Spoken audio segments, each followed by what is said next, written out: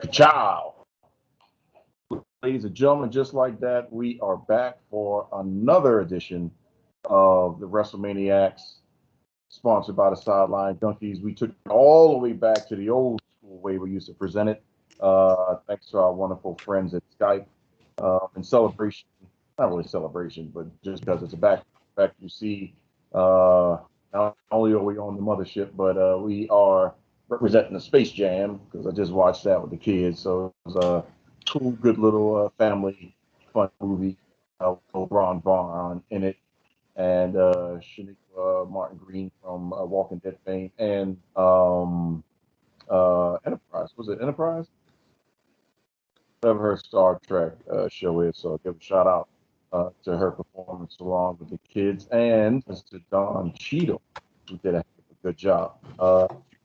He's already lit up. So without further ado, the Nubian Sumo can tell us what he is partaking in on the drinking and smoking side of things tonight.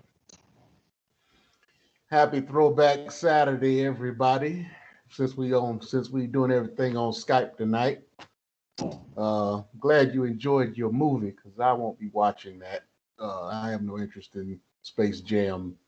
Well, you don't have no kids. So, you know. I mean, I still like cartoons. I still dig the cartoons. I'm watching all the anime on Netflix, so you know, about pretty much. It's a kids movie, James. Now Don Cheadle killed it, you know, so his role was more for the adult, but everything else it's a kid movie. Even though it's the kids movie, I still watch kids movies. I mean, you know, I watch Yu-Gi-Oh. I watch a lot, you know. I watch Pokemon, you know. Yu-Gi-Oh's a cheater. I'm just Yu-Gi-Oh's a cheater. How's he a cheater? There is no way that Kaiba can be in a match and destroy Joey, but then he faces Yu-Gi-Oh, and Yugi is sitting there. Everybody's thinking, "Oh no, Yugi, he's in trouble." And then all of a sudden, Yugi just looks at Kaiba's like, "Just wanted to let you know that 15 moves ago, I put this card down, knowing that you were going to put that card out. So this card that I'm going to flip is going to trap your monsters, negate everything you did, give me extra power, and in one swipe, this episode's over because I just destroyed you." Hey, how the hell? Every episode?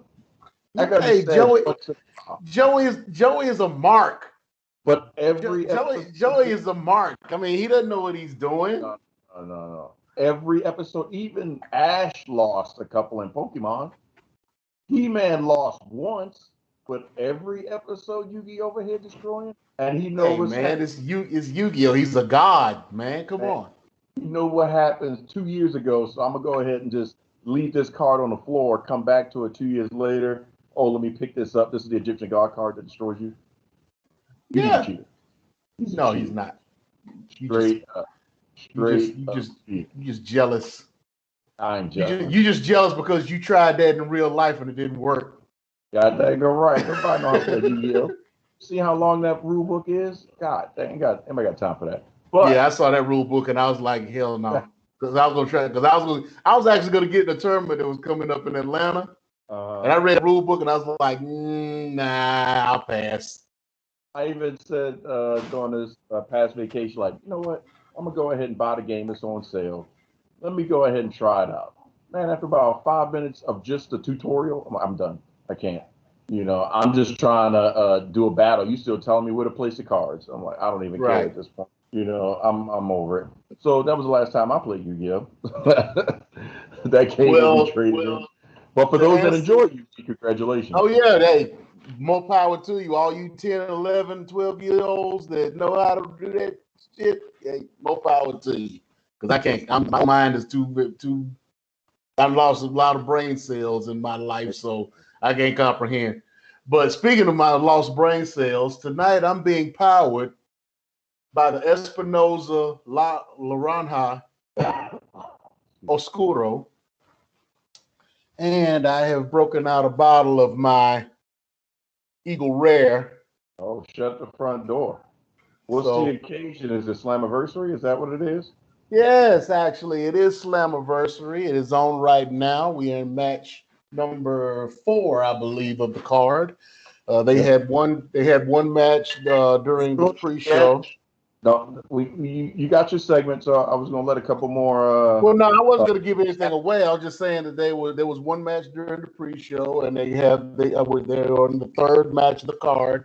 I wasn't gonna say which one it was, but I'll go over those things a little later. But yeah. Good. I was just hoping you was wondering, like, why is that so Nubian so late in the production notes? But that's why, it's because I knew Slammiversary was happening, so I wanted you to have some matches under your belt to give what was happening. But no, I was just wanting people to know where we were on the card as of right now. So, and then we'll catch up later. So, a couple big things this week. The first one, I'm not sure if you're aware, James, but it is Shark Week. So if you want to go ahead and go swimming with the sharks, just make sure you turn it upside down before you get too close and want to start touching and petting on it. So activate the I believe it's called tantric immobility. When you flip a shark upside down, it just automatically goes to sleep, and then you can properly handle it.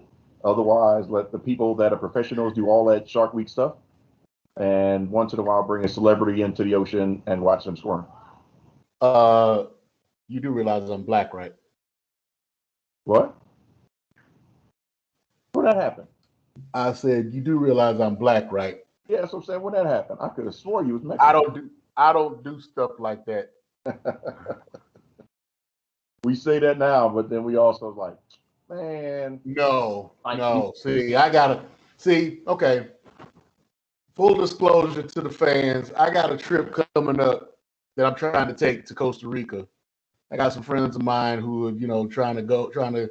It's this girl's birthday party, and I think she's turning 40, and she wants to go to Costa Rica for her birthday, and I got invited to come to get involved in this, and she's got this whole itinerary of going jet skiing and ATVing and all that. I'm like, nah, kid, not me.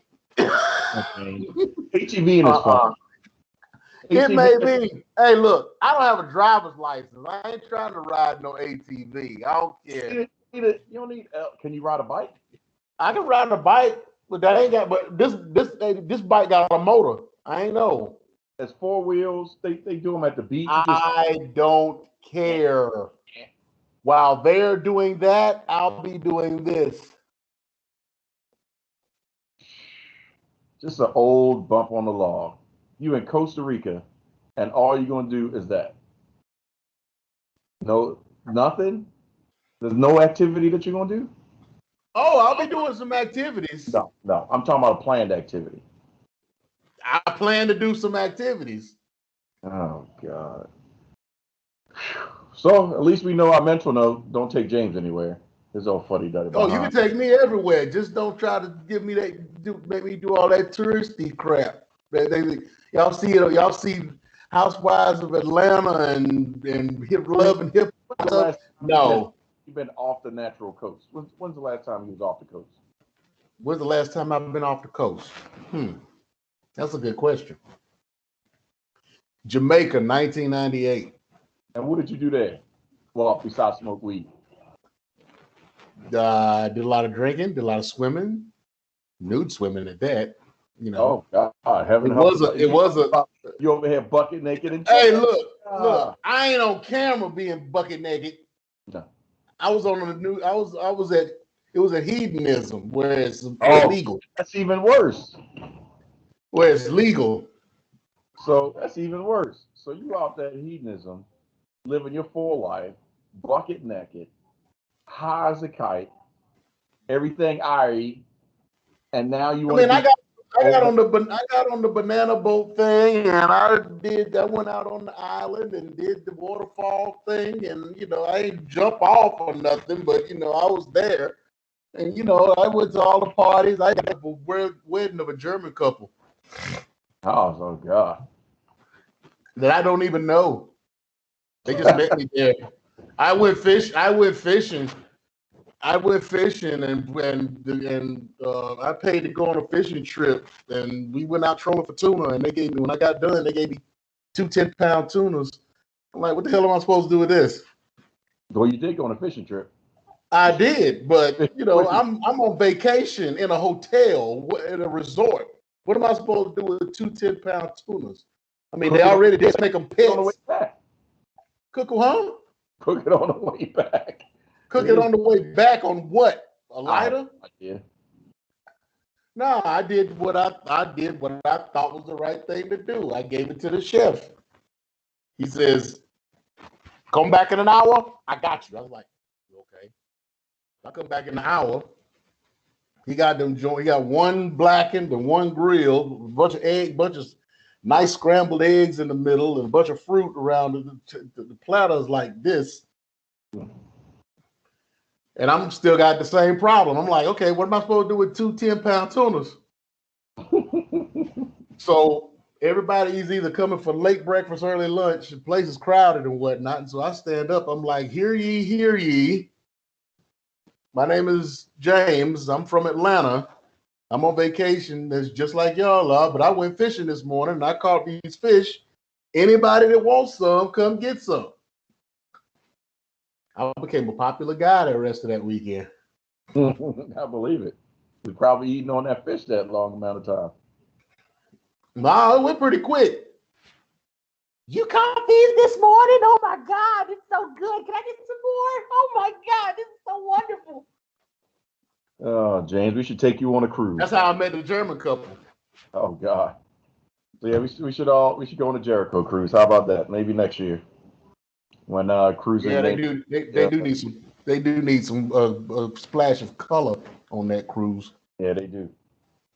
They do. But speaking of Jericho, I guess that's the best segue that we're going to get into wrestling after Story by James, which actually may not be a bad segment. Almost like a callback to Charlie Murphy on the Chappelle Show. Stories by James. I'm quite sure there's quite a few that involve joking, smoking, drinking, and anything else that could come of that. So you may have to revisit that. Be prepared. Yeah, We'll discuss that at a later date. Well, I mean, just keep it, just make sure we don't go to jail. That's the best I can say. I can't make no promise.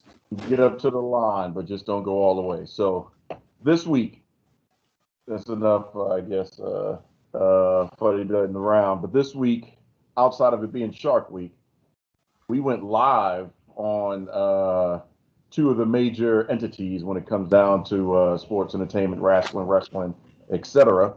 AEW already shot the first shot last week, and they're in week 2, which was Fyter Fest. But the WWE actually enjoyed week 1, which began technically with Smackdown, so it's really the end of the week, but it's beginning a week, and they're riding the wave as we head towards the flagship being Monday Night Raw.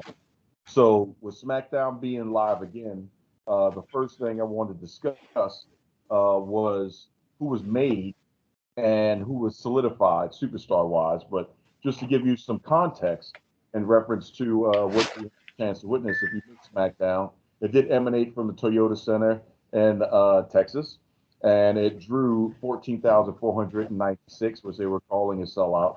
So we'll let it be where it's at. We saw Vincent Kennedy come out, a quick interaction with the fans. We got a chance to see the new set, which is pretty interesting because it's almost like, I guess for lack of a better term, an infinity set. Because if it's really going to be this way, opposed to having a ramp and you have the large Tron, the Titan Tron coming down, and then it goes into a flat stage, then that'll be interesting if they keep that, because the way the lighting was set up, it looks like it's supposed to be that way forever. So that gives them almost a nod to the Thunderdome, with fans being elevated above the entrance. But we'll see next week if there's going to be a ramp. But I like the way the set looks. It's going to suck because they're going to have to do a lot of shining on that floor. We had Roman Reigns come out after the chairman. A lot of augmented reality was all part of SmackDown, as Stephanie McMahon promised. The first match was Roman Reigns and the Usos versus the Mysterios and Edge. We had a fatal four-way with Big E, Shinsuke Nakamura, Kevin Owens, and Seth Rollins. We had the return of Finn Balor in a segment with Sami Zayn. Your duo Shotzi Blackheart and Tegan Nox had a match with Natty and Tamina again. We did see some Liv Morgan and Zelina Vega did have an appearance. Bianca Belair successfully defended her SmackDown Women's Championship against Carmella. And we got to see Otis versus Cesaro.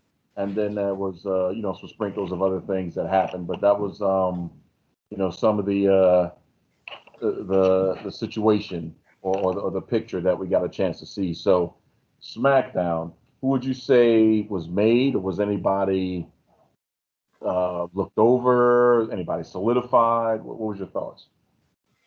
Well, I mean, other than the newness of everything, with the new set and everything, I mean, it was a pretty decent SmackDown.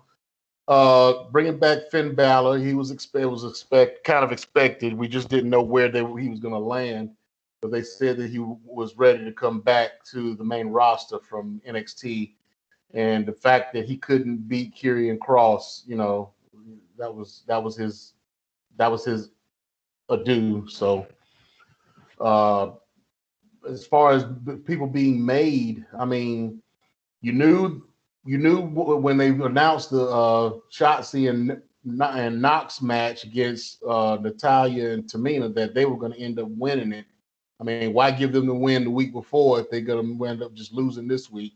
Well, especially if it's a number one contender type situation. So it wasn't. Yeah, it was a number one contenders match. So they gave an asterisk for this time. Yeah, it was kind of shady with all the activity outside with Liv and Zelina. So but anyway, as far as anybody being made, we talked last week about who's going to get the biggest pop. We haven't seen Raw yet, but I think Edge is pretty much the front runner right now because even though Roman got he got a lot of booze and whatnot, but that was a road warrior pop that Edge got, especially when he had the Mysterios there with him. So it was doing this little pyro thing. So I don't know. That's gonna be a hard one to beat for Raw. Well, I'm still thinking Bianca Belair is edging out, pun intended, I guess, edging out Edge just slightly, in my opinion. And the only reason why I give her the slightly nod is because throughout the match, the fans were just 1,000% engaged, even to the point to where normally you would see the champion, if they're the face, getting beat down or in a hold or some type of rest move, a choke or a submission or whatever it may be, in an armbar, that they would start pounding on the mat, start getting the crowd into it, so that way they can get the claps going and all that stuff. They were doing that on their own. They saw EST chants and everything. They were just marking out for her the entire match. Well, yeah, just for the whole match. But when we talk about pops, when you talk about pops, usually when people talk about pops, or when I talk about pops, I'm talking about like the entrance. What happens during the match? Yeah, cool, whatever. But at the beginning, at the entrance, is where you talk about pops. And she had a strong article too. She had a strong one too, but I don't know that Edge one, man. That one kind of got me.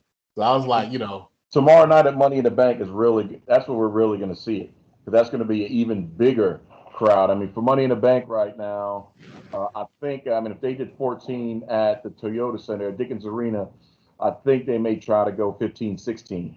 So I wonder if because the Toyota could have technically gone to 18. If positioned right.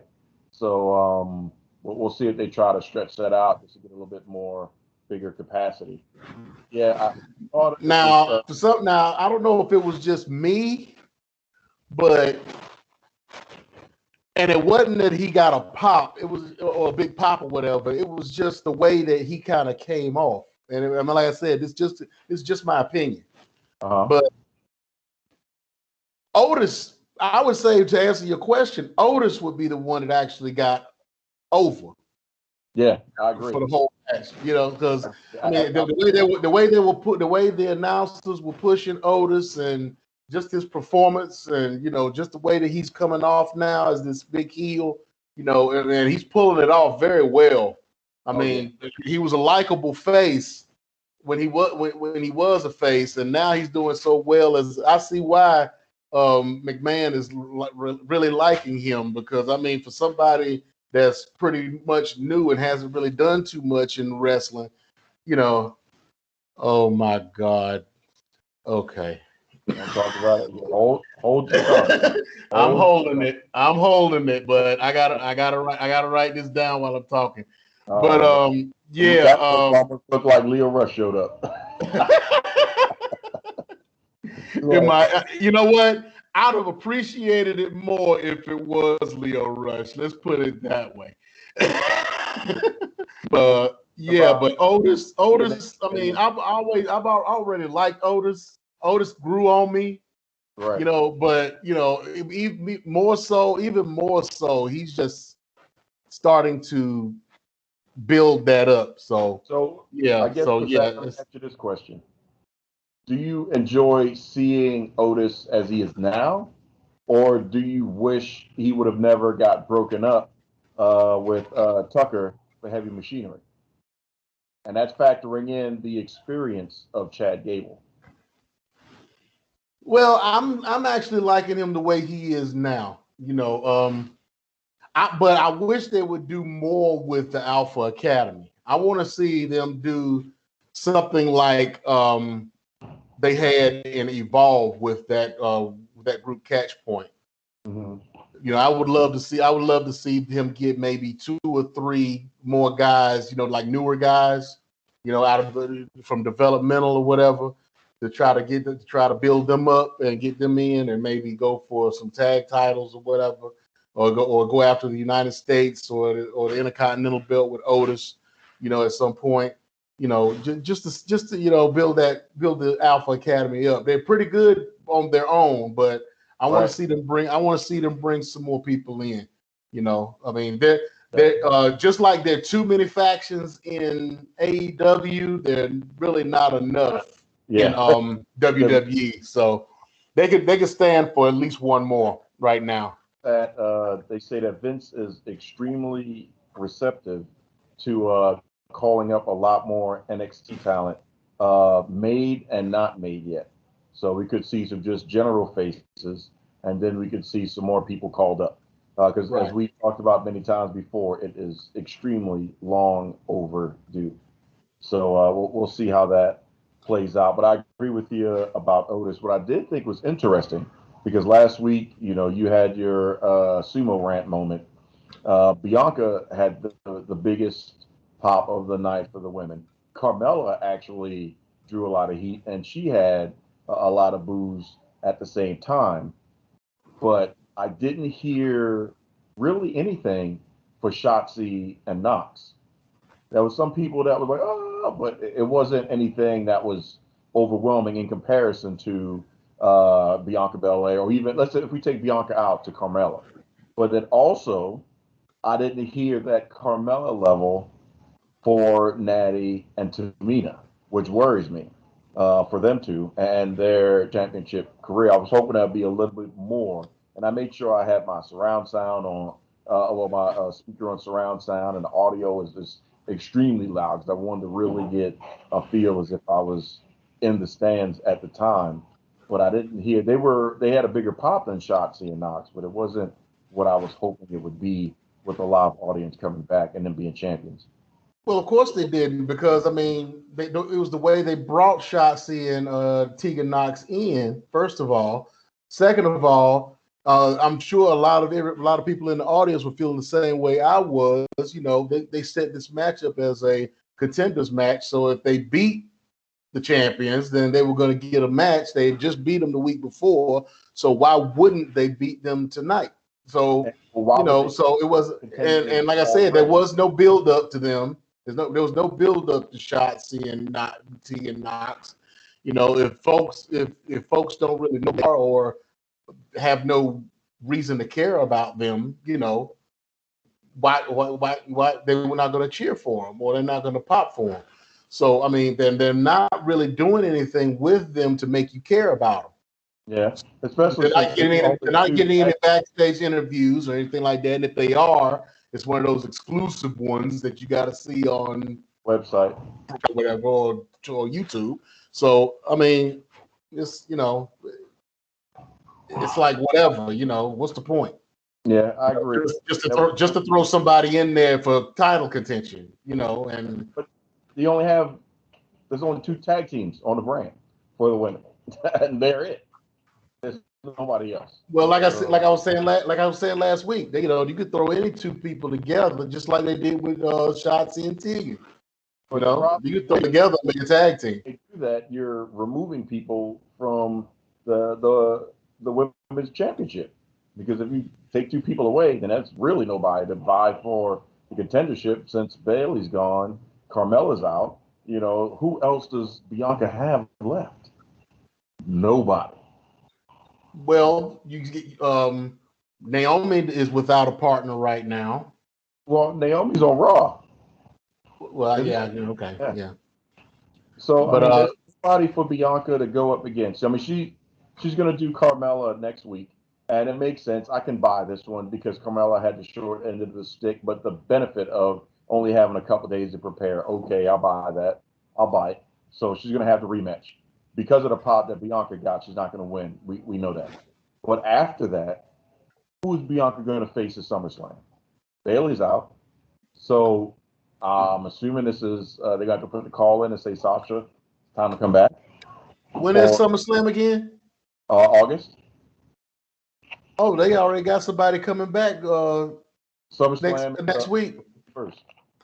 They already announced somebody coming back next week. Well, they haven't announced it, but it's being said that somebody's coming back next week. And I'm thinking that we're going to talk about that a little later. But you know, hold on, Tony Storm. Tony Storm's coming to SmackDown. I'm not talking about her. We'll see. We'll get there. Maybe something that's under my radar. Yeah, we'll talk. If it's brought up a little later, we'll talk about it. But yeah, somebody's supposed to be coming. I've read some things and seen some things where somebody is supposed to be coming back on the 23rd. All right, good. So they can get. So yeah. And if it's the other person I was thinking, I think that's too early. If it's super huge person, that's too early, extremely too early for what I would do. I keep that on the back end payroll until we get to the Rumble, but we'll see who you were seeing. So that's SmackDown, first live event for the WWE in over a year and a half. So that's in the books. They've got the mojo going. You even had Stephanie and trips outside, greeting fans and stuff like that, taking pictures and all those lovely things. On the flip side, for the AEW's, I guess, answer to SmackDown, even though it came early, but you might as well call it a rebuttal because they were producing a show to go up against something that they didn't really know how grand it was going to be in reference to presentation. You have W with Fyter Fest night 1, and what happened on that free per-view is the IWGP title was defended by Mox going up against Carl Anderson. IWGP United States title. Make sure you. I'm sorry, I was taking it for granted, thinking that people would know that it's the U.S. that I'm talking about. But yeah, good call out. We had Brian Cage versus Ricky Starks, who actually, by hook and crook, won the FTW championship. We had Sammy Guevara going up against Wheeler Yuta. Matt Hardy went up against Christian Cage. You had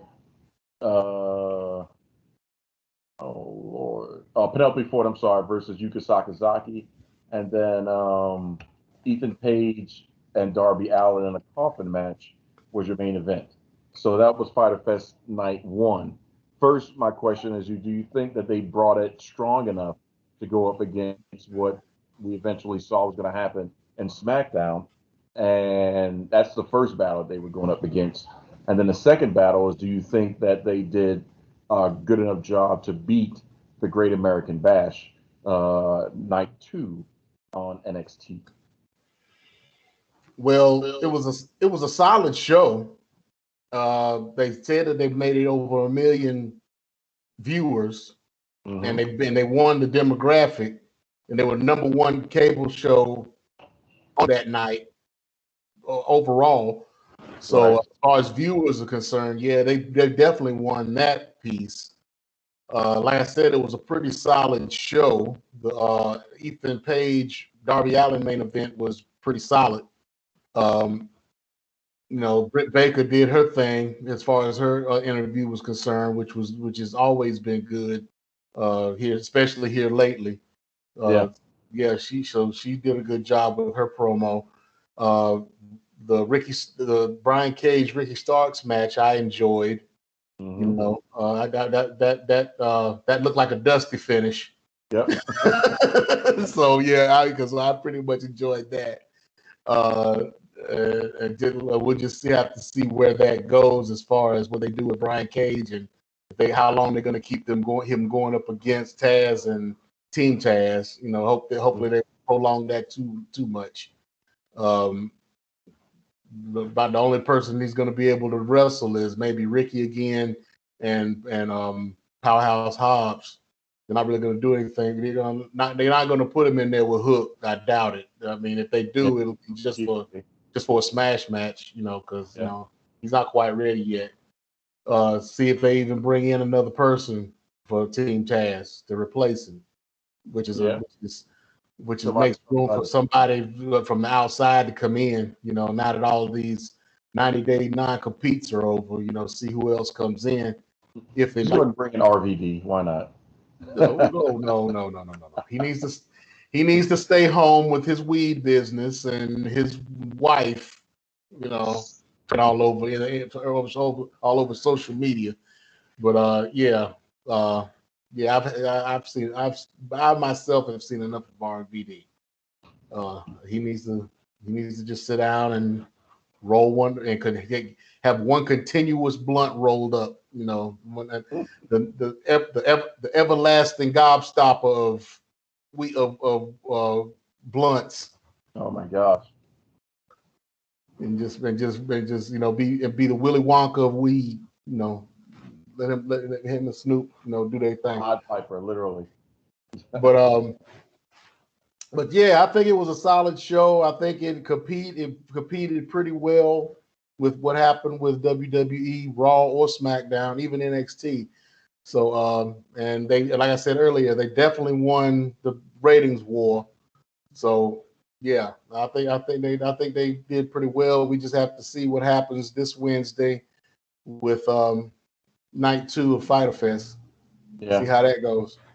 Now, for the NXT side of things, just to give you the lay of the land, we got the answer to your question last week.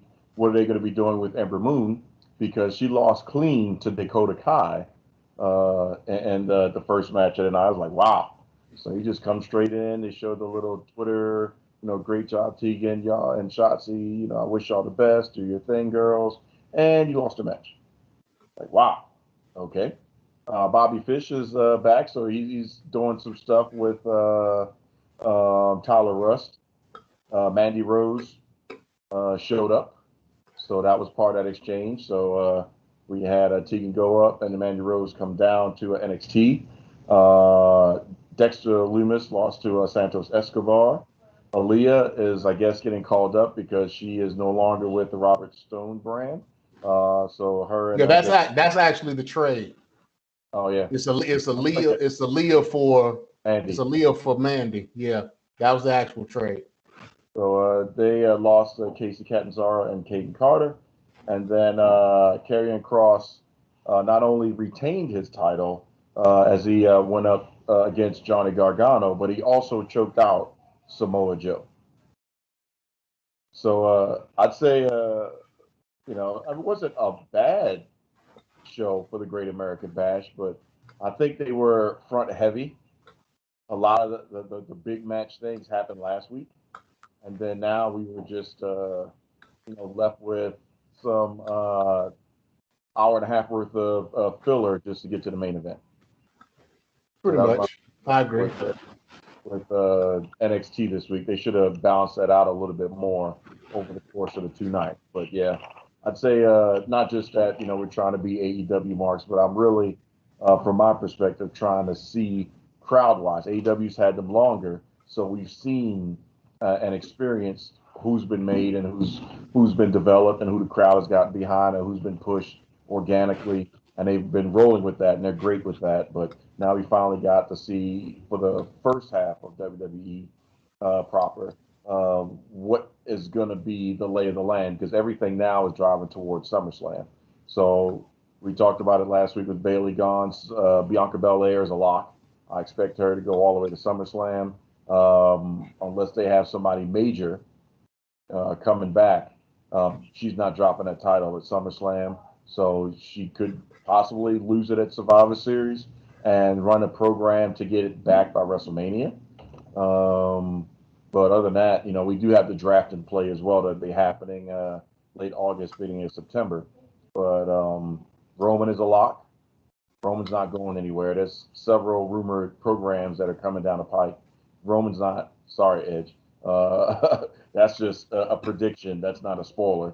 Roman is going to be maintaining that championship for quite some time because the crowd was just, even, I guess, out of the Thunderdome era, that is the one program, the one storyline that I think they got to work with and without the piped in audio.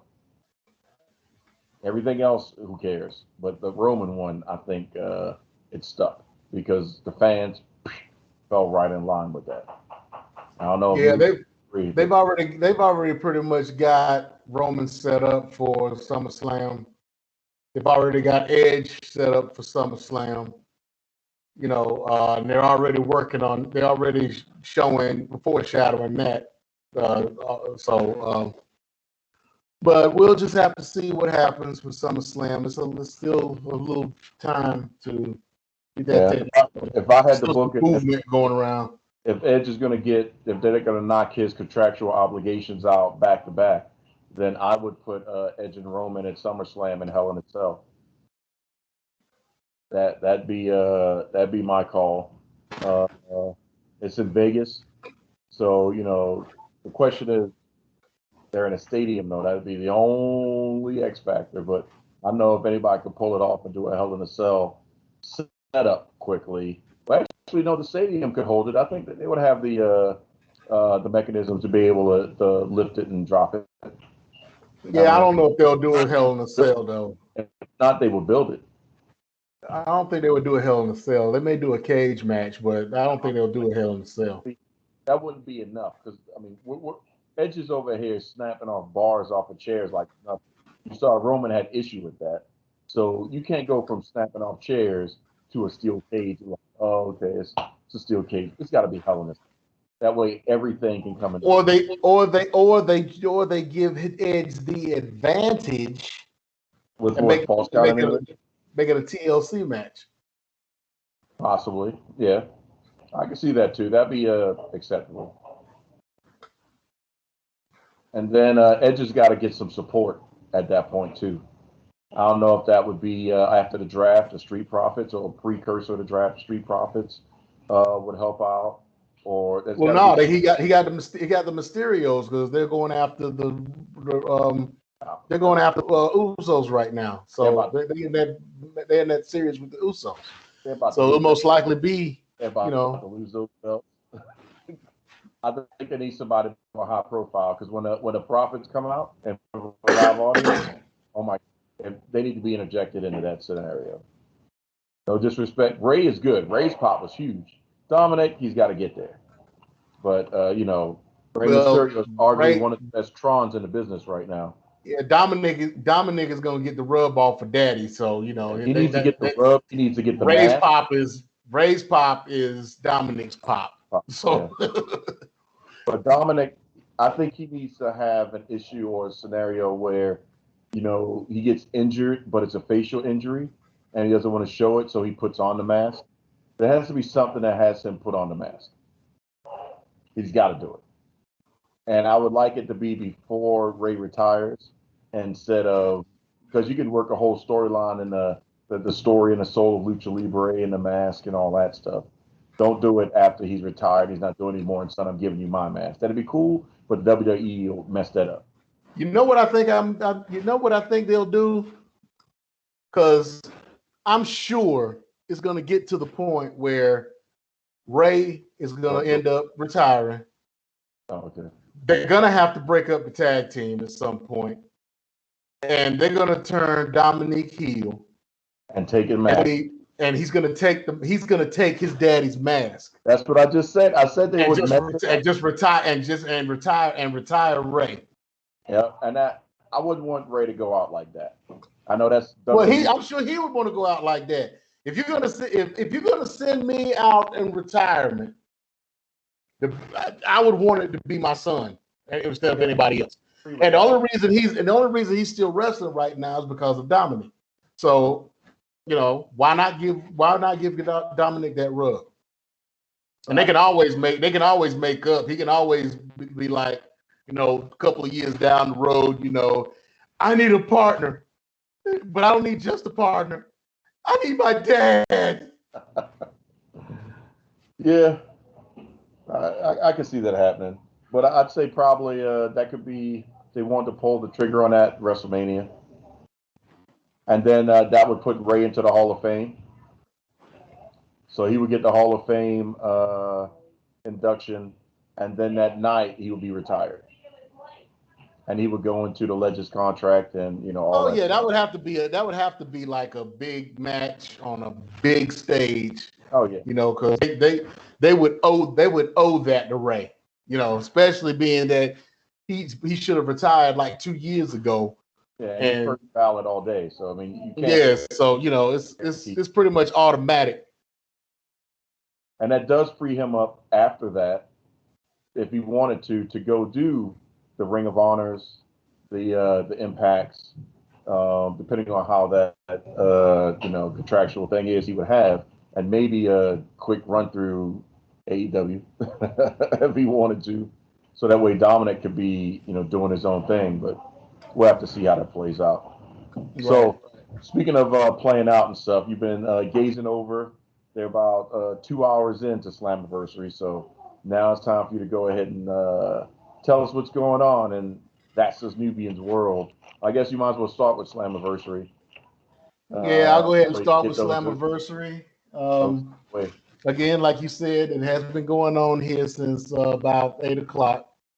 They're getting ready to go on 2 hours. They had a pre-show where Fire and Flavor lost the Knockouts Tag Team Championships to Rosemary and Havoc.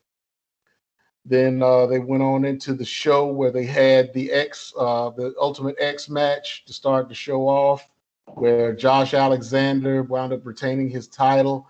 It ended up being him and Chris Bay up on the Ultimate X strands fighting, and Chris Bay got knocked down, and Josh Alexander retained the belt. You had Moose, who wound up losing to Chris Sabin. W. Marcy wound up winning against Eddie Edwards. You had Brian Myers, who was in a tag team match with what's her name? What's her first name? I can't remember her first name for some reason. Dashwood. Tennille Dashwood, yeah. I don't know why I lost her name right there. They were tag teaming against Matt Cardona and a mystery partner who ended up being his fiance, Chelsea Green. So Chelsea Green is now back in Impact. Nice. She has a broken arm. She came in with a broken arm, and she was cleared to wrestle. So, how do you get cleared with a broken arm? I mean, she's got a cast on all the way up to her elbow. So, I mean, I don't know if it was like a high high break up toward her elbow or whatever. But yeah, she wound up wrestling with it, and she looked pretty good with it. So I mean, it seemed to be all right. So they wound up winning their match. They had the 4-way match for the tag team titles with the champions, Violent by Design, where Joe Doring and Diener were in the match against the Good Brothers, Rich Swann and Willie Mack, and TJP. Well, for some reason, and the reason wasn't given, wasn't able to make the pay-per-view, but they never said why. But Fallah Bahh ended up having a mystery partner, which is why I was frowning earlier. And that mystery partner ended up being pregnant pause. No Way Jose. What is he called? Now, I didn't hear. Well, I have the volume down for the show, but I didn't hear what they called him. But he was wearing his gear, his No Way Jose gear, and they had the little dance train gimmick going. So I don't know that, and they have been calling him No Way Jose leading up to it the last couple of weeks because. On the show in the last couple of weeks, they kind of been Scott D'Amore has been talking to different people, and he'll say like, somebody will ask him a question and he'll answer it. No way, Jose. He's like, well, are you serious about me having this match? I mean, aren't you gonna change your mind about this match? I mean, this is ridiculous. No way, Jose. And then he'll walk off, and then Tommy Dreamer will be like, just so you know, we haven't signed him yet, but yeah, good luck with your match. But apparently they have signed him, and the Good Brothers ended up winning the titles back again. So the Good Brothers are now the Impact Tag Team Champions again. Right now, they had the titles at one point. I'm saying, was it clean? They've lost them to Finn Juice. But it was clean. There was no interference or anything. I mean, there was no outside interference. I'm sure, like I said, I'm not able. I'm gonna have to watch everything over again because I'm on the show and I can't really pay that much attention. But it seemed like it was a clean match to me. So from what I did get to look at, a little bit I did get to look at. So we'll have to. You'll have to go back and see for yourself whether it was clean or not. Right now, you have Deonna Purrazzo, who is defending the Knockouts Championship against her mystery opponent, who just happens to be Thunder Rosa. So Thunder Rosa is getting around now. She's on NWA, she's on Impact, she's on AEW. She's all over the place right now. She's the biggest thing in wrestling right now. So everybody wants a piece of Thunder Rosa. So I wouldn't be surprised if she ends up. I'll put her in NXT. I'd have her go Maybe I don't know. She's making a lot of money right now, and but I'm pretty sure they're not gonna let her keep that persona in they will. It's hers. Yeah, it's hers. Yeah, that's right. It's hers. It's not theirs. I would take that and say, hey, if that's who you are, like Matt Hardy is Matt Hardy. So, there's certain people that were able to leave. Yeah, but Matt Hardy's been Matt Hardy a long time. So, I mean. She's been Thunder Rosa a long time. But if it's smart, that's why I said NXT. Triple H would bring her in. She would beat Raquel Gonzalez and become NXT champion. She'd still be Thunder Rosa, but she'd get that, superstar treatment. Yeah, we'll see. Hopefully she won't go to WWE because, right now she's making plenty of money. Yeah, but doing independence. She can make more. She's making. That's just. Yeah, she can make more with WWE, but just like a lot of guys, just like a lot of folks who are not or choosing not to go to WWE. I mean, she's got her control over her character and her narrative. So, you know, she can go anywhere she wants to and, you know, do what she needs to do and, you know, how she wants to do it. She's that call Triple H himself and says, hey, I'd like to talk up in Stanford. Oh, you going? No. Hey, we can always talk. You know, it's all we can always negotiate. You're gonna get your percentage of the gear, and we want to put you in NXT and put you in a program to become NXT World Champion, or Women's World Champion. Oh, and by the way, your starting salary is going to be whatever, inject a number, million. Okay, what day you want me to start? Because AEW hasn't used her to the best of their potential yet. So she's obviously not being AEW used that heavy, which is why she can travel. So yeah. Well, she's probably got that set up like that so that she can do the traveling, make her maximum money. She's not exclusive to anybody. Right. So yeah. Fine. I'm just saying I would like to see her go to NXT and, you know, get that big opportunity. I don't think she's like, oh, WWE is going to do me wrong. You know, I think she should run her course in the Indies. She probably go a few more years in the Indies, and then maybe end up going to NXT toward, you know, not necessarily past her prime, but you know, they need to take her hot. But well, she's gonna be hot for a while. I don't see her light dimming at any point anytime soon. Now that they're touring again and they're getting more revenue, WWE is going to be scooping up a lot of people. So just like, you know, non-completes is going to be rolling out to different places. Oh yeah, they're going to be wanting to get their hands on people, especially considering that I know they're going to be watching close the NWA with Mickie James hosting this pay-per-view. That's basically free scouting for them. Yeah, and I'm going to be getting to that here in a minute. So getting back to ending up on Impact, they've gone through pretty much their whole card. The only match that they have left is the Kenny Omega and Sami Callihan world title match, and that has now become a no disqualification match. So we'll see how that goes. We know how Omega is with those types of matches, so we'll just have to see where that goes. I'm kind of expecting Callihan to win this match, right? But we'll have to see. We'll have to see. Now, going on to Ring of Honor, they had their Best in the World pay-per-view back on the 12th last Sunday, where you had Rey Horus defeating Demonic Flamita, which is dealing with the breakup of their group, the Mexa Squad.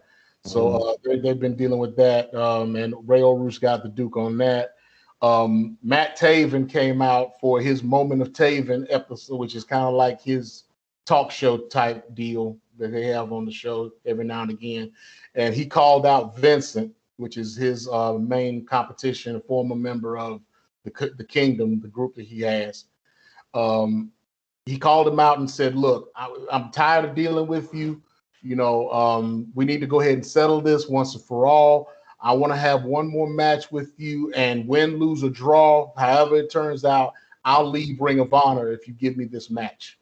And Vincent was like, well, what fun would that be if you leave? I mean, you know, that's kind of like Joker killing Batman. What the fun is that? So he's like, no, I'll tell you what you do. I'll tell you what we'll do. We'll have a cage match. And not only will we have a cage match, but you're going to put up your title shot that you won at that tournament earlier in the year. So he said, well, if this is what needs to happen to end this feud between us, because I'm tired of dealing with it. Okay, so Deonna Purrazzo just pinned Thunder Rosa. That was quick. But I was expecting her to win because she still has that contractual obligation for AAA to defend that belt at Triple Mania. So I was expecting her to win that match. And being that Thunder Rosa is like a Mexican wrestler, you know, that kind of ties in and kind of lets them segue into that at some point. So Yeah. we'll see what happens there. And hold on. Somebody just came up out the blue. Uh-oh.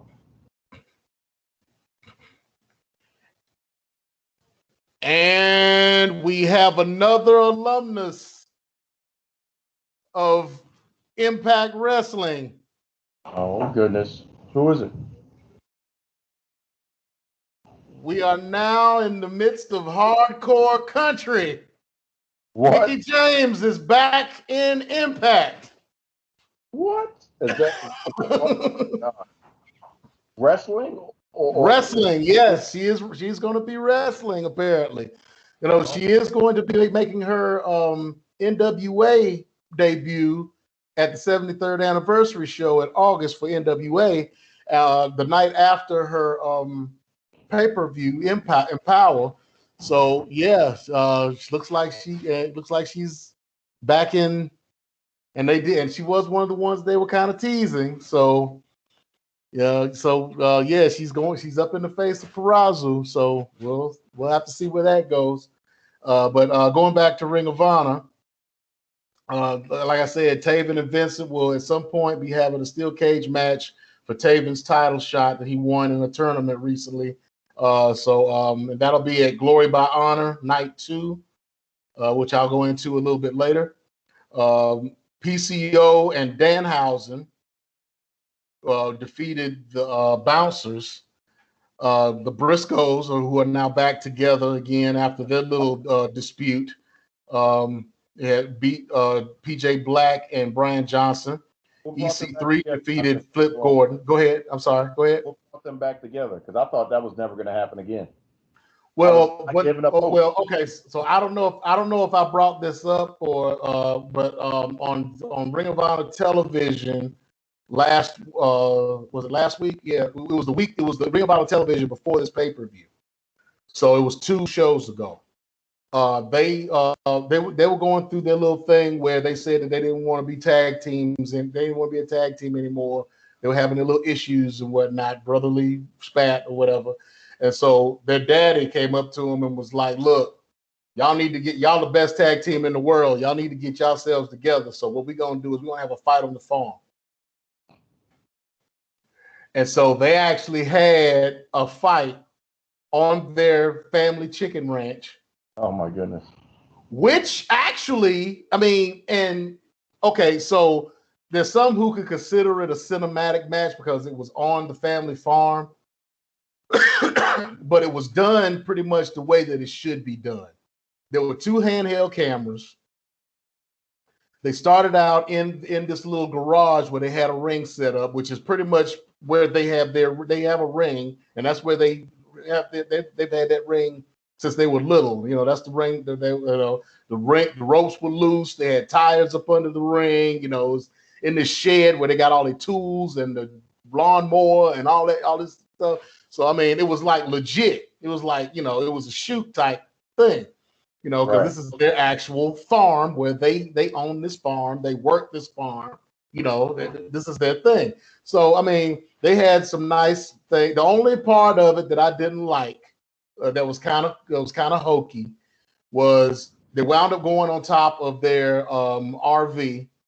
They have this RV that they travel in when they're doing short trips, on their tours or whatnot, on their loops.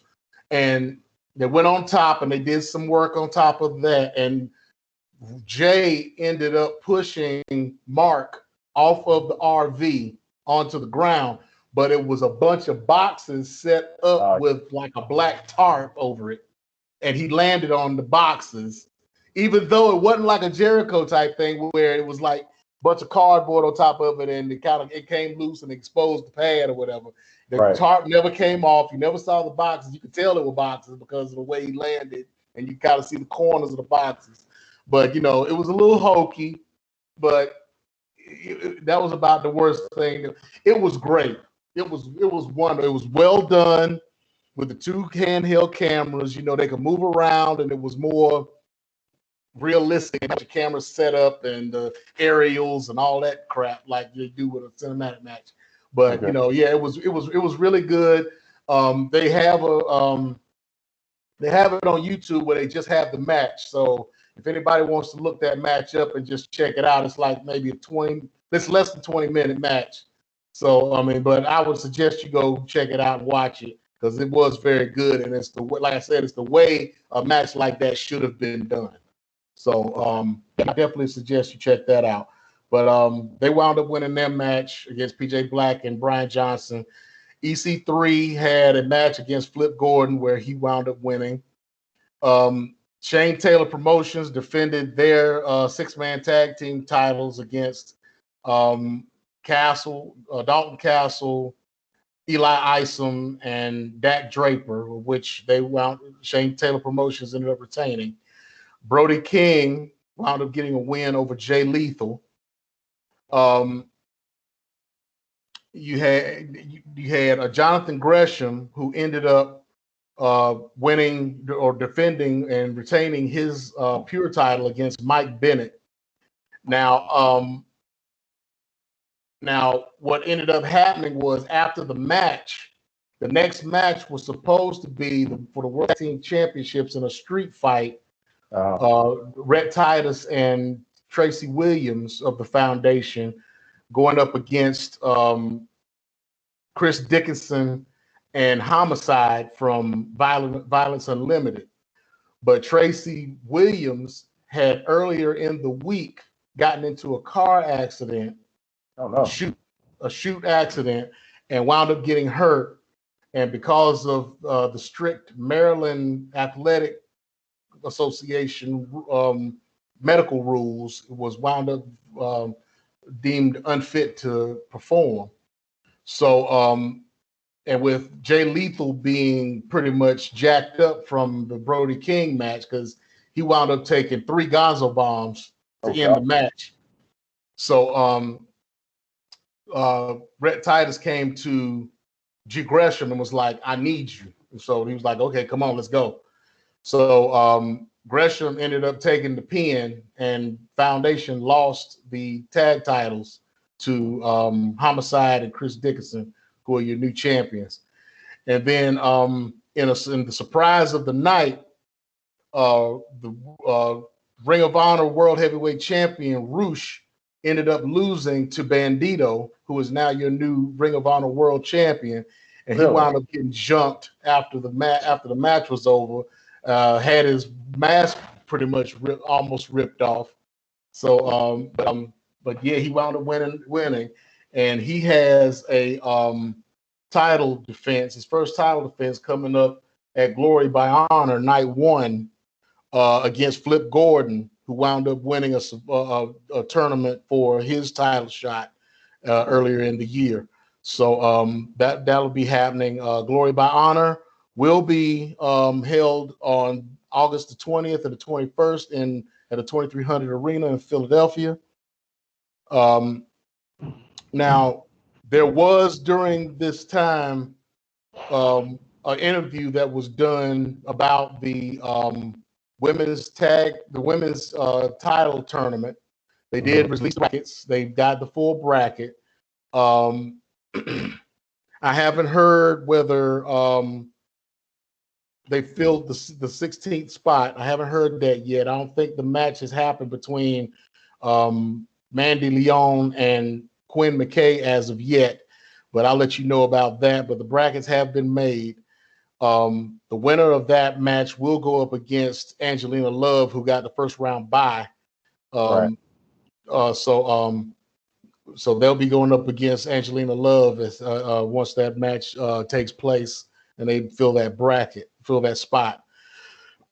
Now, during that introduction, they showed the new Women's World Championship belt, which was the same belt that Sumi Sakai wound up giving up when they kind of shut down the women's division, women's title. So it's the same belt. And it hadn't been seen in a while, so they made it seem like it was a new belt. But there was someone who came out who is going to be a new signee for Ring of Honor. Uh-oh. And that person is... Drum roll. Take a sip. Chelsea Green. What? Who said that she was supposed to be wrestling that night, but of course she had the broken arm and the Maryland Athletic Commission didn't clear her, but she will be, she won't be involved in the tag tournament, in the title tournament, but she will be joining the women's division once the title tournament is over. So she will be joining Ring of Honor as well as in Impact Wrestling. So you can anticipate her being involved at some point. Now, like I said, Glory by Honor, August 20th to 21st. Then on September the 2nd, they will be making their first return to Lakeland, Florida, for Death Before Dishonor. Mm-hmm. They said it's the first time in 4 years they would have been back in Lakeland.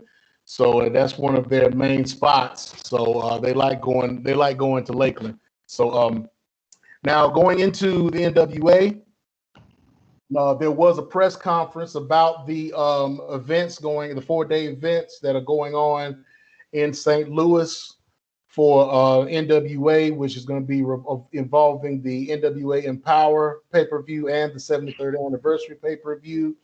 Right. Mickey James did. They're now calling it the NWA Women's Invitational. They said that the winner of this invitational tournament or battle royal or whatever it's going to be is the winner of that will be going to the next night where they will be facing Camille for the NWA Women's World Championship.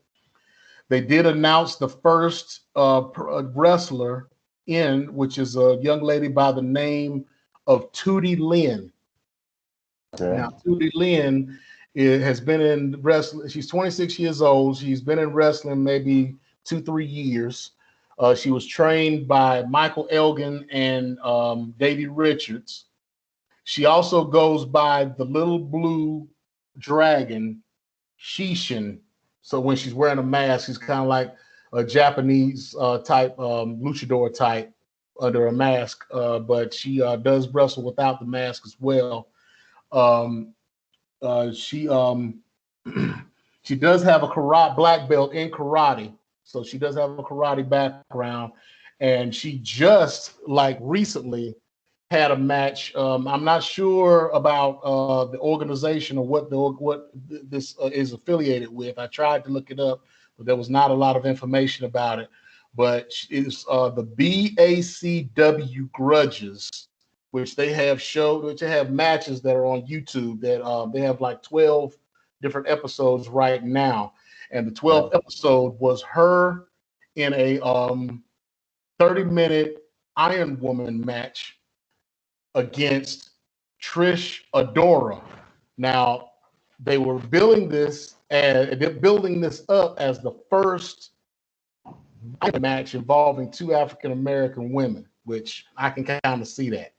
So they were really building this up on YouTube and trying to make this a big thing. Trisha Adora ended up winning the match, and I figured that she would. They had a very good match. You could tell that Tootie Lynn, and I only watched it before Tootie Lynn because I hadn't heard anything about her up until this point. She does have a lot of Japanese influence, a lot of strong style, a lot of submission influence, especially with being trained by Davey Richards. So she's got a lot of Japanese style too, Japanese strong style, and there wasn't a lot of off the top rope stuff. There was a lot of mat wrestling. She did look very good. She wound up tapping out to a calf mutilation with 2 seconds left. So that was the only actual pin or submission in the whole match. And again, she did lose to Trish Adora, who is the Pan-African World Diaspora Wrestling Champion. Now, this is a championship that was created for for the African American wrestling fan. A guy that's a promoter by the name of he calls himself AJ. He only calls himself AJ. Put this together. It's kind of like an outlaw belt. Okay. Intergender, open weight. There's only been one champion, and that's been Trisha, and she's held this belt for at least 2 years now that I'm aware of. It is an outlaw belt, kind of like the FTW belt, but the only organization that I know of that recognizes it is GCW, which is run by Joey Janela. Right. Because in paper in shows that I've seen, they usually have like an all black. We used to have all black shows where Trisha is a part of it, and she does defend this title during those shows. So it is a title that is being defended in a lot of places, and like I said, men and women. So if you want to look, there's a little information on Google about it. If you want to follow up on that, find out more about that belt. It is a very nice looking belt, and if you want to check it out. So okay. you can go ahead and look that up. Now, during the press conference that I was talking about earlier, Mickey James did mention that there were some people that she wanted to bring in as like producers or agents that she's been talking to, and she did name a few, like Lufisto, who she's trying to bring in, even though she's got some visa issues that she's dealing with. She's been in talks with Gail Kim, Medusa, and Jazz as being part of the pay-per-view. So to have them in the back with their knowledge and whatnot, especially Lufisto, would be very, very beneficial to this pay-per-view and what they're trying to do with it. Right. Again, the winner of the Invitational will face Camille for the Women's Championship at NWA 73. And they also announced that they will be bringing back the NWA Women's Tag Team titles. So you'll be looking for now and they will crown a winner during the Empower pay-per-view. Okay. So we're not sure who the tag teams are going to be or how they're going to work that out. But once I find out, we will go over that. Now, to end up as I usually do with New Japan Pro Wrestling, Tetsuya Naito and Sonata had a match for the IWGP Heavyweight Tag Team Championships against the champions Zack Sabre Jr. and Tai Chi, of which they won. So, here you go. So, Los Ingobernables de Japón now has the tag team titles and the world title within their organization. They are having shows for their Summer Struggle tour that'll lead up to the 25th, where they will be having the Wrestling Grand Slam at the Tokyo Dome. They've already got some matches put together for that, where Toru Yano will be putting together a contenders match for his KOPW 21 provisional title. Like I said, like I've told in the past, this is a title where it is all gimmick matches or conditional matches. So right now it's still going to be announced what the match is, but they're already saying that it will involve either blindfolds or handcuffs, whatever the match is going to be. I'm not sure if it's going to be a one-on-one or if it's going to be a multi-man match, but like I said, they will announce that at some point. Now, Rocky Romero and Taguchi, who are calling themselves the Mega Coaches, are going to be going up against Taiji Ishimori and El Phantasmo for the junior tag titles. Robbie Eagles, who's a part of the Chaos faction, will be coming back to New Japan to face El Desperado for the Junior Heavyweight Championship. Jeff Cobb will be going up against Kazuchika Okada in a grudge match.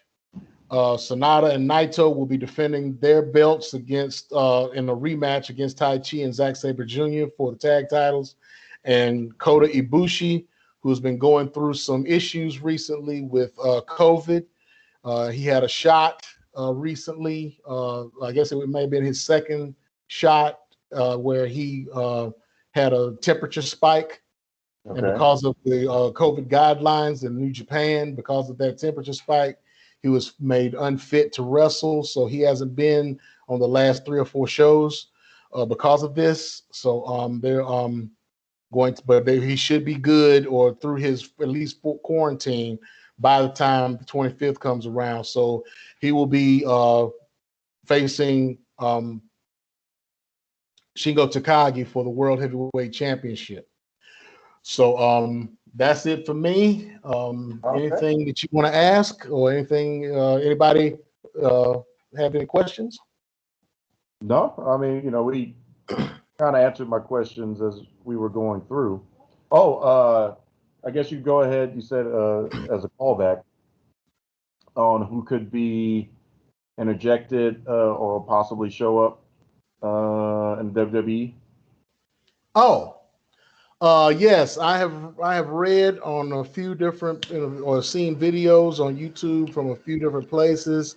One of them being Dave Meltzer, that Becky Lynch is supposed to be scheduled to come back on July the 23rd. So if I'm not mistaken, 23rd is what? That'll be SmackDown? Yep, that'll be SmackDown in Cleveland, which that's at the Rocket Mortgage Arena. Seats about 20,000. That would put her 1, 2, 3, 4, 17 events before SummerSlam. And that's house shows, aka super shows, and Raw and SmackDowns. Because I'm quite sure her returning, I would hope, would be a cross-brand situation. Like she should be the man running back and forth between those two shows. Yeah, they'll probably make her have her go back and forth to kind of make it, wonder where she's gonna land. Right. Especially since there's nobody really in contention after this next pay-per-view for either belt. So kind of put her in a Money in the Bank type situation where, she kind of got her choice as to who she wants to deal with. Yeah. And also that helps her. She can, get her ring rust out. I would have her go to NXT as well. I would have her, taking matches, doing whatever just to get back into it. But again, I would prefer her to be a mystery entrant into the Royal Rumble. And I was saying earlier, since we're giving out stuff like this, it's already been put out there that John Cena is supposed to be going up against Roman Reigns for SummerSlam, and they're going to put Seth Rollins and Edge together for SummerSlam, of which they're also allegedly on the comeback. And anytime you see photos show up for Brock Lesnar, that's normally a precursor. Even though they're already talking about his new look and everything, him looking like Alex Hammerstone, which he does. He looks, for anybody who doesn't know who Alex Hammerstone is, he's the national open weight champion in MLW, and he has the blonde hair, slicked back, tied back ponytail with the blonde goatee and whatnot, and that's how Brock is looking right now. So I don't know if he's going to come back that way, but it'll be interesting to see Brock come back with that look, because it'll be interesting to see that him coming back with that look, because he hasn't come in with that look before. He's usually, I think he had a goatee at one time. Yeah, like when he came back, like his second or third time, something like that. But I don't think it lasted too long. But No, they ended up cutting it. That was just timing, and probably couldn't get the barber to do what they need to do. But yeah, like I said, anytime you start seeing pictures of Brock, that normally says that it's imminent that at some point we'll start seeing him again. Because I know Vince is already put out the word, I'm ready to cut these checks. And there's some people, even if it's one night or a 6-month run or 3 matches, there's some people you need to bring in before WrestleMania so that way you can get everything you need to do. And one of those people is The Rock. So even though he'll need the money, but nah, I already know he wasn't going to perform. He'll probably come in to announce his presidential candidacy. Yeah, hey, he wants to be president now, so I'm just leaving a pregnant pause there so everybody can just think about what it would be like doing a press conference with The Rock, with the White House press corps. Like, and what do you think of it? It does it. You know he's got to do it. He has to do it one time. They'll probably roast him all day long, but he's got to do it one time. People's eyebrow one time. You just have to. I'm sorry. You just have to. But speaking of have tos and all these potential comebacks, here's a question that I wanted to pose to you as well as KG, but he's out somewhere. He falls or I don't know what he does, man. He probably just got caught up in customs trying to smuggle stuff in for Jordan Grace, but that's a whole nother scenario. But one of our fellow listeners, the Midnight Rider, posed a question earlier this week on Twitter to us in reference to Keith Lee and asking if we think Keith Lee would have the same impact and pop and stuff when he comes back. But I also wanted to put that out there, not just to Keith Lee, but to Becky Lynch and Sasha Banks. When they come back, do you think they lost anything? Or do you think they're going to come back with the same level of energy and the pop at the entrance? Which, actually, if we take the pop of the entrance out, because that's going to happen, period. We know that's a given. But just that, I guess, Bianca Belair level of match interaction and fans going the entire time through that first match or first couple matches, you think they're still at that level, or is there going to have to be some proving and tuning and buttering up and creative storytelling to get them back to the luster of where they were? Well, as I've said on a few occasions during being on this show, to quote the great Jim Cornette, how can you miss me if I never go away? All three of them will be welcomed back with open arms, I'm sure, especially Becky, being the way that she left, and the reason she left. Sasha, I mean, she's starting to make her appearances now, being that she was on the ESPYs just the other night with Bianca Belair winning the WWE Moment of the Year. Okay. And but the one that would probably have to go through the most of the three would be Keith Lee, being that, he's been kind of brushed under the rug and kind of, they've been talking down about him, saying that, he's not good in the ring, or he needs work, and he needs to have work, or they need to tweak his character, or whatever the case may be. They've really been down on him. So he's probably the one out of the three who will need to actually put in the most work in trying to get back in the graces of the fans. But I don't think it'll take that much, because, I mean, Keith Lee went out on a high, and everybody was like, what's the problem? What's going on? Why did you do that? So yeah. I don't think any of them will have a real problem coming back.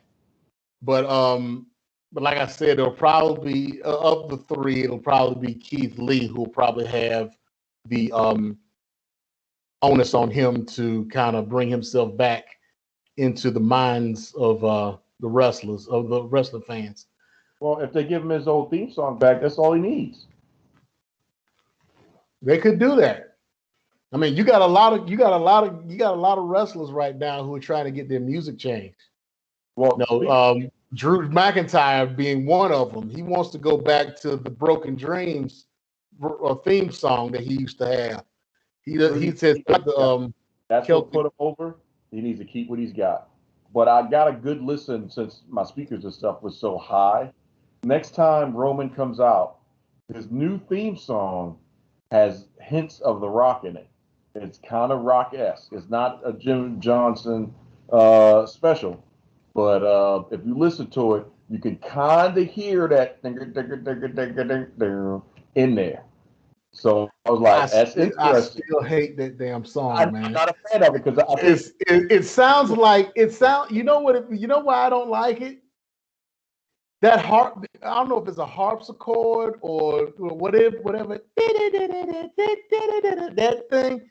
It sounds like Schroeder from the Peanuts is playing it.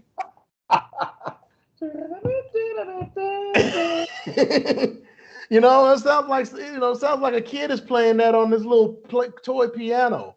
You know, I don't like that. I mean, it's not hard enough for a heel to come out to. I mean, that sounds like something that like a tweener would come out to. They timed him well for SmackDown, so all of his spots were timed on with the music. So I did think at this juncture it flowed well. But as I was listening to him, I was like, I can hear that rock mixed in. So I wouldn't be surprised, if Dwayne says, "Oh, and that music that you got, I kind of hear my theme in that." So were you just trying to call me back? Is that why you switched to that? If you wanted to play that up, but then they do that with a lot of people's music because Bayley's music is definitely evolution. Oh yeah, all day. So I guess it's time for us to get into the real reason for the season, the most important part of the night, and that is the ever popular picks. So tomorrow is Money in the Bank. And looks like the Nubian Sumo and I are going to be going head-to-head, one-on-one for your Nintendo to figure out who is going to be the man as we lead into this pay-per-view season in the latter half of this year. So wait, before we get into that, who's actually got the belt right now? Because I don't remember. It's been a while since we did picks. It's me. And what was the last pay-per-view we did? Was it WrestleMania? Yeah, because I had edged out KG by 2, thanks to I won night 1. Night 2, we all broke even. So the 2 matches that I had on night 1 put me over. Oh, okay. That was the only reason. So trust me, night 2. I was like, oh my God, I'm not getting any traction tonight. But it was just what I picked for night 1, because you went against the grain a couple times. That took you out from being in a tie with me. And then KG was just, I don't know what he was picking. that's how that played out. So I technically have it at the moment. We have to figure out something, maybe like a cardboard belt or something that we can pass around. I don't know, or maybe never pass because I have it all the time. Yeah, because we only need a cardboard belt for KG since he's the only one that doesn't have one. He probably can't get that cardboard either. Like, you can't have that cardboard. He just pull out a belt in his closet, maybe make a cardboard front piece. Slide it on. Slide it on and slide it off, whenever he needs to go put it on for work. You one of them dissolving belts, like you put it on and when she comes, put some water on it. There you go. All right, so our first match of the night is actually going to be the pre-show match. We talked about them already, but the Usos versus Mysterios for the SmackDown tag. I am putting my money at this moment on the Usos, just because I think that belt needs to go away for the moment for the Mysterios because they're not really doing anything with them. So I expect that title to change. What you got? I feel the same way. Now, we say that, the next thing you know, they beat them clean. The Mysterios beat them clean. You're like, really? But right. We'll see how that plays out. Right. So we're going to jump right into the deep water now for the Raw Women's Championship. Rhea Ripley versus Charlotte. Who you got?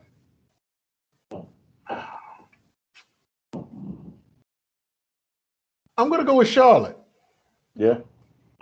I'm gonna go with Charlotte. I got a feeling they're gonna put the belt on Charlotte and kind of let Rhea kind of try to go after the belt and try to get it back. And then that puts when Bailey comes back, or not Bailey, but Becky comes back, that puts them in a position for that, Potentially, yeah. Yeah, for that match, give Becky somebody that she's comfortable with, because I don't think Becky's been against Rhea, so she might not be comfortable in wrestling with her coming back from this long time off. She's got to prove that she is the man, quote unquote, still. 'Cause that's a big weight to come back to and just pick back up. The only person that can do that is Ric Flair. But do you really think that she's going to come back with the man gimmick? I don't think she's going to come back with the man gimmick. She can't come back. I'm just Becky Lynch. She has to come back with that's like Stone Cold coming back and he's not Stone Cold. I mean, she can have the same attitude and everything, but not necessarily call herself the man. She's got to. I'm man enough to whip all y'all and still have a baby. I'm more man than anybody else. I mean, she has to. And then if they want to really establish her, she needs to beat Charlotte. So I agree with you on Charlotte winning. And then she also needs to beat Bianca and have both belts again. Now, she'll lose them down the road through a Money in the Bank cash in and stuff like that, because obviously that's the pay-per-view we're talking about right now. So there'll be a cash in that's just going to catch her at the right time, and then that'll settle her into either USA or Fox, depending on who's going to kick out the most money to have her. But yeah, she needs to come in and be the man and do everything that she did, because you can't go back from that. You can't. That's like Goldberg going back and then he decides he wants to have a technical catch can match. You're Goldberg. Don't say that name too many times, because they already talking about him coming back at some point, and he does have like 2 more matches contract. Yep. So I mean, they need to. I just want to get that. I think that's maybe off the top of my head the best analogy of your true gimmick or your persona that you have that's larger than life versus just coming back, and that's not what you're at. You just have to be that based off of how you're built up. And it just has to be. So here's one that may be a little interesting and could go either way. This is for the Raw Tag Team Championship, and that's AJ and Omos versus the Viking Raiders. The big question is it time for them to drop the belts? Because Omos is not going to be involved in the title change. He's not taking the pin, obviously. So he'll have to be outside for whatever reason. But somebody's got to lose the championship. I am going to go with. I'm going to live life on the edge. I'm going to go with the Viking Raiders. I just think something's going to happen. And then that may be the breakup of AJ and Omos, and that sets Omos free. Maybe for them two to have a match. And that also frees up AJ to have his program with Edge. True. I agree with you. But because we is in a stalemate at this point, I'm going to go with AJ and Omos, because I got a feeling that they're going to keep that belt on them a little while longer and give it to somebody else, or let Viking Raiders win it a little further down the road. Yeah, maybe a SummerSlam or something. I'm not really interested in the match. It's just that if there was going to be a major title change, looking at what's coming up, championship-wise, I don't foresee there being any other belts changing, but Rhea, and this would be the only other opportunity. Other than that, yeah, it's not really happening. And hopefully we get a cash-in tomorrow night as well, when it can cash in. And so speaking of cash-in, and here's the men's Money in the Bank participants, and then we'll see who you're feeling. Kevin Owens, we talked about him already, Drew McIntyre, Matt Riddle, Ricochet, John Morrison, Big E, Seth Rollins, and the new king, Shinsuke Nakamura. So out of KO, Drew, Riddle, Ricochet, Morrison, Big E, Seth, and Nakamura, who do you think is going to reach up and grab that brass ring, aka briefcase? And this is a tough because you. It is a tough one. Or you could be like, okay. And I know they better not give it to Drew, so I'm telling you now, I'm not picking Drew. I'll save you that right now. I'm not picking Drew. Well, I am picking Drew. Oh God. I am picking Drew, and the only reason I'm picking Drew is because the only reason I'm picking Drew is because he's got that thing again with Bobby Lashley, and he can't win the belt. And if they decide to take the belt off of him, they've got a year to put him back to have him use it against whoever he goes. If he's in if they end up doing the Brock Lesnar Lashley match, I see him cashing in on that, kind of like a Seth Rollins type thing. So yeah, I see that happening. I see that they'll let him win. They'll let him hold on to it for as long as they need to, and he'll cash it in at some point when either Lashley is going to be in real big trouble or after he ends up losing it at some point. I think somebody's going to get injured, and they just going to interject John Cena into the match. And John will challenge Roman. But I don't want that to happen. But if I think they're I don't either. But I don't either. But I can't think of anybody else that I can get out of that whole group. I can't think of anybody else that would need the Money in the Bank briefcase. Well, I think Big E needs the Money in the Bank briefcase. So I don't think he needs it. He's in title contention. he needs something other than the IC. And I think him having that belt, that frees him up to do a little bit more, makes him more entertaining on the road.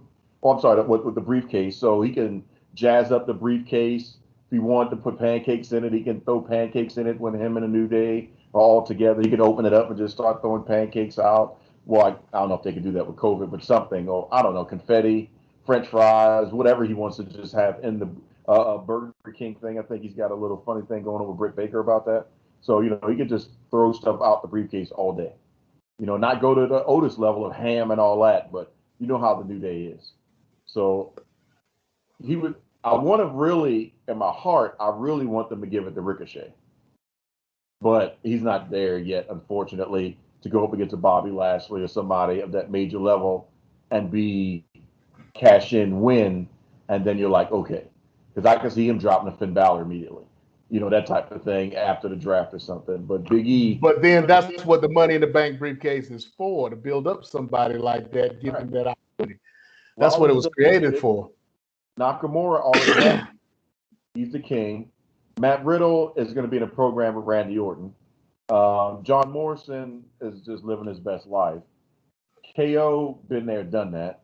So yeah, Big E is the only one I would say would make sense that the fans would mark out for, and then you could do a lot with production and storyline wise. So speaking of production and storyline wise, I got, I guess, first pick on this one for the WWE Championship. Bobby Lashley versus Kofi. Easy. I'm quite sure you'll agree without question. Lashley's walking out. I do agree. So right now we've got two matches that we'll see what happens. That can make a break. You got the first pick on the other Money in the Bank, which is the women's. And that is your choice between Zelina Vega, Asuka, Naomi, who's the hometown girl, since Sylvia in Texas, Nikki Cross, or Nikki Ash, whatever you want to call her, Alexa Bliss, Liv Morgan, and I don't understand why there's a tag team in there, but Natalya and Tamina, which I guess I don't understand why they put them in there either. I mean, they well, had remove them because they're not. Because I mean, it's Tamina that was actually thrown in, right? Oh no, Nick already in. Team match that they won, and the winner of that match was in. So they Oh, won okay. as a tag team because I'm like, what are you doing? Why the tag teams and Money in the Bank? But again, Because there was still one spot open, that's and everybody. That's done. but they were saying that with the one spot that was still open, that it was a possibility that Sonya Deville was going to jump in. Well, yeah, but that's when they pulled out Carmella, and then the Nadia Tamina thing covered the other two, so that just washed it out right there. So it just filled in with a perfect number. Oh my God. Oh, Slammiversary update. What is it? Slammiversary update, ladies and gentlemen. Kenny Omega has retained the Impact World Heavyweight Championship against Sami Callihan. And we just got another new addition to the Impact roster, which I think I'm liking. Oh God, who is it? The Bullet Club has officially entered for real Impact. Who they got? Switchblade Jay White, the never open weight champion who has come to the United States and has been wrestling in New Japan Strong recently, has a few title defenses that he's going to be having here soon on New Japan Strong and some other shows. He is now entering the ring with the Elite in the ring celebrating. And now we're going to see if he's going to recognize the Elite and throw up the Too Sweet, because they're looking at him now. They're all in the ring together. They're kind of separated. They're talking to him. Okay, Gallows and Anderson just threw up the Too Sweet. Now, just to give you some context, New Japan Bullet Club is not recognizing any of these guys as Bullet Club, saying that they left and they went to go get their money and everything, and they just left New Japan high and dry and everything. So they don't really recognize these guys as Bullet Club OGs. You know, they just whatever, you know. Right.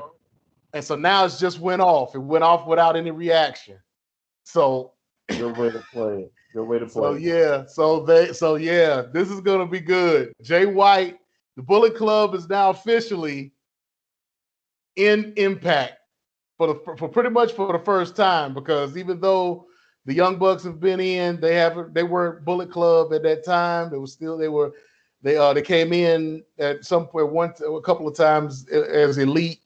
Whenever, and they were, and it was before they went to Japan, they were Generation Me in Impact, right after TNA turned into Impact. So Bullet Club has never really had a presence within Impact. So this is going to be good. This is going to be good. Bullet Club out gear wise as well. As far as what now? Was the Bullet Club geared out as well? He had on one of his Bullet Club. He had on one of his King Switch Bullet Club shirts. Okay. And he brought the Never Open Weight Championship with him. So being that they have that relationship, they are recognizing the Never Championship apparently. So yeah, this is gonna be good. This is gonna be good. Next week needs to start with that. Your segment needs to start with that next week to get the update on Impact to see how that plays out. So that's a good way to end Slammiversary for that basically WrestleMania of their production year. So going back to your pick though, because you got a hard one, women's Money in the Bank. Zelina Vega, Asuka, Naomi, Nikki Cross, Alexa Bliss, Liv Morgan, if you want to consider a Maddie and Tamina. Yep. You're welcome. Only because of the way they're pushing her right now, I'm going to say Nikki Ash. Really? Yes. Like I said, this is the reason the Money in the Bank briefcase was created, to give a push to somebody that actually needs it. And being that they've been pushing her, they've been giving her these wins and whatnot all over the place, and the way that they're working her right now, I got a feeling they're going to keep this going and give her the Money in the Bank briefcase and get a shot at the women's championship, because I don't think they would be able to find a good reason to give her one straight up. Cue the Hurricane. What's up with that? Oh, he's coming. He's coming. It's just a matter of time. He's coming. Well, my three to decide between is Zelina Vega, Liv Morgan, who they're also pushing, and she had to, for lack of a better term, work her way into this match. And then also, could you do something with Alexa Bliss? And does she need the Money in the Bank with still Bray Wyatt looming over? Or is it a waste because the way they're booking her, she just pretty much mind control everybody and beat them? So I'm thinking not Alexa. It really comes down to Zelina Vega or Liv Morgan, which I would imagine those will probably be the last two to climb the ladder. I have to go with what I said last week, just to try to stick it to Aleister Black / Malachi Black / Tommy. I'm going to give it to Zelina with the rocket ship on her and say, well, if you would have stayed, now your wife is going to be over here, doing bigger than you. So we'll see, but it also could go to Liv Morgan, but I'll pick Zelina just off of that. And just piggyback it off of what you just said with my pick, I'm still expecting the turnaround for Nikki at some point, where Alexa is going to kind of manipulate her and turn her, and then that would give Alexa access to the Money in the Bank briefcase and maybe even taking it from her at some point. So, yeah, it can happen. You can get some TV time out of that too. I can see that as well, if written correctly.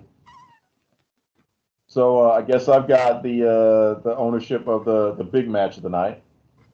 So that is for the Universal Championship, and that's going to put Roman Reigns versus Edge. And we've already, like I said, no spoiler here. It's just a prediction. Roman is still walking out. I don't care. Whatever happens, he's still walking out, because they're going to lead that to another match at SummerSlam for them to, whatever it may be. Like we talked about the Hell in a Cell, or it could be the ladder match, something. But yeah, Roman. I agree. So it's going to come down to, I guess this is apropos, the Money in the Bank matches and the Raw Tag Team Championships. That's what's going to decide who's going to win tomorrow. Congratulations, James. You've actually got a strong shot potentially to take this, because Money in the Bank is 100% up to Vince, and he could change the finish during the match. Depending on what the reaction is. True that. Yep. We're kind of going into, which is kind of fun, uncharted waters, because it is based off of those pops and stuff. So if you see the referee, the main referee, doing a lot of conversations with maybe one person in particular, or two people in particular, then that means that we could be seeing the makings of a finish change. Or they may have 3 different finishes, and then they just call it at the end and say, well, go home with this one. And then that's what the ref communicates. So that could be another option as well. So that's the show, man. Good job. Thanks for hanging out. We got a chance to talk about everybody being, I guess, back in business, as Dusty would say, back in business, Oh, and got some live action and stuff. and speaking of back in business, I didn't mention before with Slammiversary, they did have a crowd. It was good. It was a small crowd. It was more like an NXT crowd. Okay. They it was they had just the people that was around because they were in the same building that they have been filming in, but they just had like the small crowd on the two sides. I don't think they had anybody on hard camera side. But they had on the left and the right of the camera. They did have folks there. They didn't have anybody like stage wise because they have a pretty big stage for entrances. Right. But it was an NXT-esque crowd. They got into the matches pretty as much as they could. So there was a lot of reaction from the bit that I got to see before we started. And I'm gonna have to look at it again to really pay attention to it, because it seemed like the main event with Kenny and Sammy seemed to be a pretty good match. They went a good while, as you could tell. So and it was and the ring was full of accoutrement, so to speak. So I'm gonna have to take the time to really look at it and pay attention to it. So I'll probably do that on tomorrow night because the pay-per-view is tomorrow night, so I'll probably have to do it later in the week. Probably Tuesday. Gotta watch Raw. Well, it'll be more like Thursday for me because I'll probably watch that and then watch the replay of Impact on Friday when I'm off. Okay. So it'll give me time to do that on Friday. So but I'll get back to you on everything, see what happens on Thursday, the Thursday show with Jay White and everybody and all the new acquisitions. I'll let you know what No Way Jose's name is, if he is No Way Jose or not. Have mercy. Yeah, it'll be interesting. I can't wait for next week's. That's just Nubian. So you'll probably start off the show next week for sure. So we can get those deets, get that tea right away. So thanks for everybody for hanging out on the podcast side of things. As always, we're sponsored by Anchor, and you can hear us on all the level A audio side podcast outlets, from the Apples and the Stitchers and the Pocket Casts and this Tales and Podbeans and ... If they're podding it, you can hear us under the sideline. Also on YouTube. We're also on YouTube, so check us out on YouTube. I'm just trying to help you out there, brother. Just trying to help you out there. There's a lot of audio words to put in, but YouTube and video is YouTube, and then next week we should be back the live action, and then that'll put us on the Facebooks as well, and then you can also catch up with us for postings on the Grams and Twitters and all that fun stuff. So we appreciate everybody for once again taking the time out to give us 2 hours of your life as we talk some craziness. We didn't get as crazy as last week, so obviously. Yeah, we didn't go off on any tangents today, so it was good. Yeah, and you kept your clothes on, so tell who the problem is when it comes down to inciting the riots and the crazy. So normal show when somebody's not around. But if he's back next week, who knows what may happen? Be forewarned. Oh, so you put it all on KG? Yeah, I think I just connected the dots on that one, but I don't think he's gonna appreciate that too much when he comes next week. But I'll let you have it. Hey man, facts is facts. So obviously, we don't do overtime, so always make sure you diversify your bonds. Konnichiwa, bitches.